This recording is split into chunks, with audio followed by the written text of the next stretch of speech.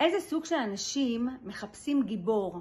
גיבור להעריץ, לחכות, להידמות אליו, אולי בלבוש, אולי במראה, אולי בסגנון החיים.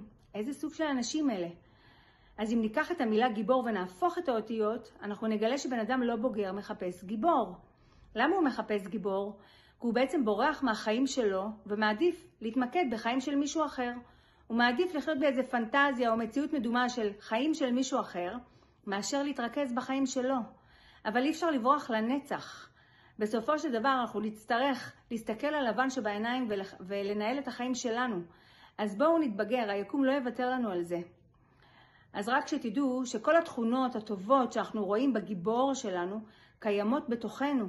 אז זה בעצם אומר שאנחנו מעריצים את עצמנו, אנחנו הגיבורים של עצמנו, אבל אנחנו מסרבים לראות את זה בגלל חוסר הערכה עצמית של עצמנו. אבל מה שחשוב להגיד שאף דמות בשר ודם לא יכולה להוות בשבילנו דמות לחיקוי על החיים שלנו.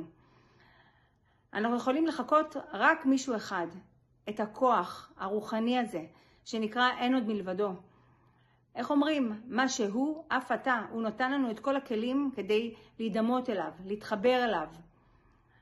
אז אנחנו לא יכולים להריץ אדם בשר ודם, אנחנו יכולים להריץ רק כוח רוחני עליון, וברגע שאנחנו נתחבר אליו, אז אתם תבינו כמה כוח יש לכם וכמה גיבורים אתם.